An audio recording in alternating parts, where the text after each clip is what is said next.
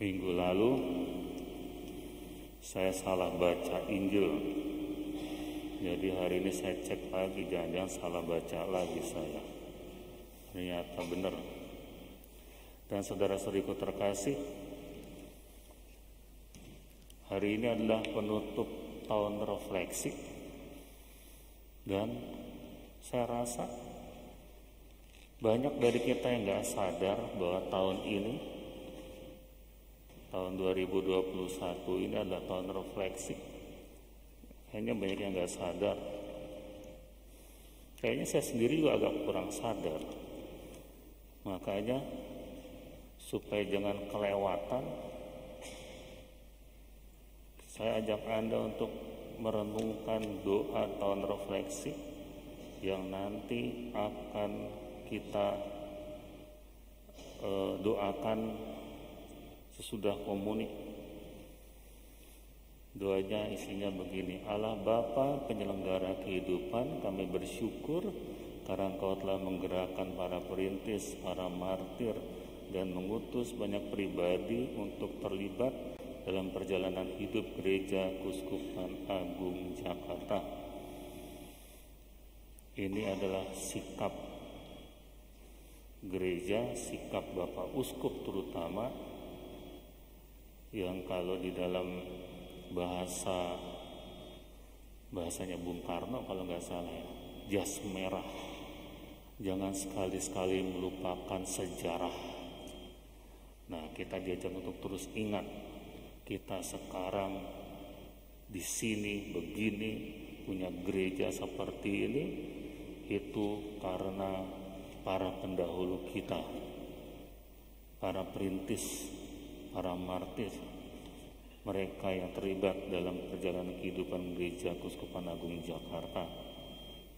Dan kita diajak untuk jangan pernah melupakan mereka. Lalu kami sungguh mengasihi keuskupan kami dan semakin ingin terlibat sehingga semakin menjadi berkat bagi seluruh ciptaan.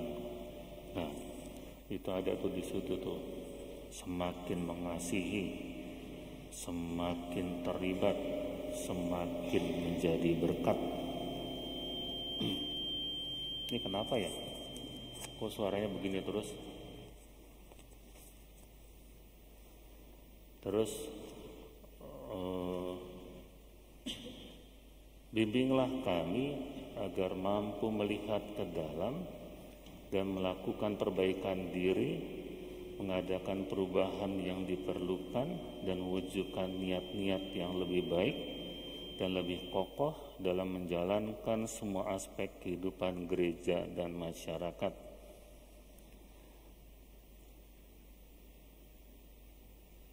Nah, disinilah bagian dari refleksi sebenarnya, mampu melihat ke dalam dan melakukan perbaikan diri, mengadakan perubahan yang diperlukan, dan mewujudkan niat-niat yang lebih baik dan lebih kokoh dalam menjalankan semua aspek kehidupan gereja dan masyarakat.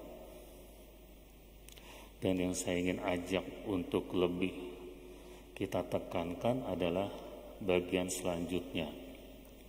Curahkanlah Roh Kudus-Mu agar kami semakin mampu menjadi gembala baik dan murah hati yang dengan sukacita terus menghidupkan nilai-nilai Pancasila dalam negara kesatuan Republik Indonesia, turut menciptakan dunia yang lebih sehat dan lebih layak, terlebih selama masa pandemi, semakin memiliki perhatian kepada mereka yang kecil, lemah, miskin, tertindas, dan disabilitas. Singkatannya adalah KLMTD, kecil, lemah, miskin, tertindas, dan disabilitas. KLMTD. Mengikuti teladan putramu, berbuah bagi kebaikan bersama. Dan saudara-saudariku terkasih, saya mau berbagi, sebenarnya bukan kisah saya, kisah seorang yang penjual seblak jualan seblak itu ternyata kalau dia itu bisa serius, itu hebat loh. Nah, penjual seblak ini kena pandemi seperti kita. Ketika kena pandemi, ya ada banyak orang yang dia harus hidupi, dia sampai ngutang-ngutang, terus tapi yang hebat dari si penjual seblak ini, ngomong-ngomong, Anda tahu nggak yang saya sebut seblak? Tahu ya?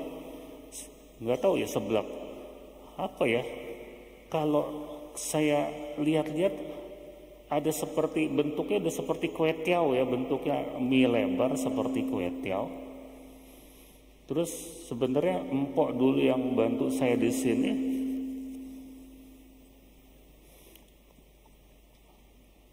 Kalau masih singgung lagi nanti saya akan ke situ deh. Jadi ada macam-macam tuh. Cek. Nah, jadi makanannya itu ya kalau enggak tugasnya setelah misa ini cari tukang seblak deh ya nanti ya. Makanan itu seperti kue tiaw, ya sederhana lah. Ada kerupuknya, kadang-kadang ada yang ngasih ceker gitu ya. Makanan sederhana. Nah si penjual seblak ini ketika pandemi dia mengalami bahwa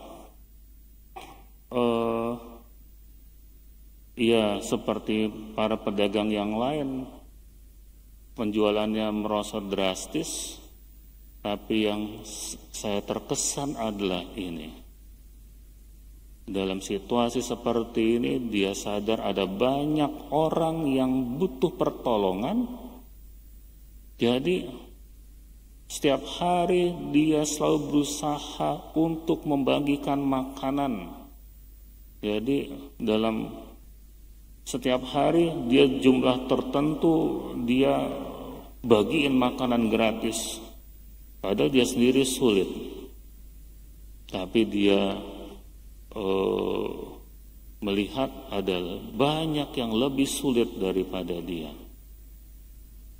Dan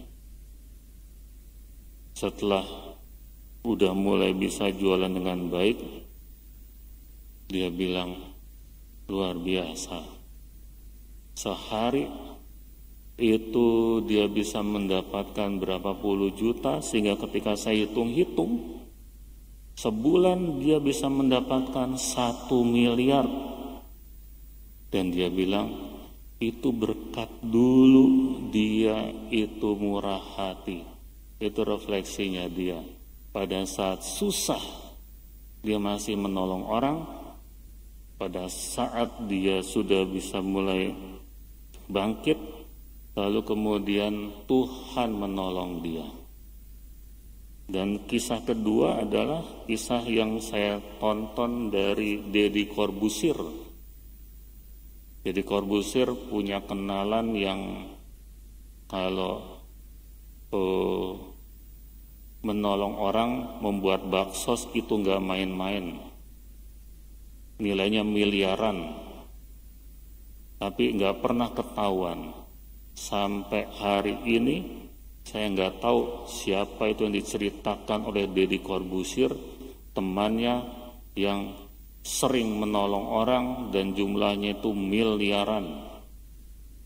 Beda dengan ya para youtuber yang ya nolong orang tapi supaya bagian dari konten. Tapi kalau ini enggak. Waktu si Deddy Corbuzier memuji orang itu, hebat lo, orang-orang nggak tahu lo. Terus dia bilang, enggak. Kalau gua nggak hebat, kenapa? Gue punya duit. Yang hebat adalah orang-orang yang nggak kaya, yang hidupnya pas-pasan bahkan berkekurangan tapi masih nolong orang. Dan saya jadi teringat dengan cerita yang pertama tadi, hidupnya lagi susah, banyak utang tapi tetap nolong orang. Kenapa mereka itu susah tapi masih nolong orang? Itu mirip dengan bacaan-bacaan yang kita sering tonton sering baca dari kitab suci. Mereka mengandalkan Tuhan. Dan saudara-saudariku terkasih, saya tidak tahu situasi kita seperti apa, situasi Anda seperti apa, tapi menurut saya dari dua tokoh yang saya ceritakan ini, saya rasa kita bisa belajar. Yang penting kita mengandalkan Tuhan. Dan dengan demikian kita akan maju terus di tahun depan ini dan di masa-masa yang masih berada dalam situasi pandemi ini. Percayalah, berharaplah kepada Tuhan, pasti kita menang. Amin. Kita berdiri, kita ungkapkan tekad kita untuk terus mengandalkan Tuhan, dan percayalah, kalau mengandalkan Tuhan, Tuhan akan turun tangan atas hidup kita.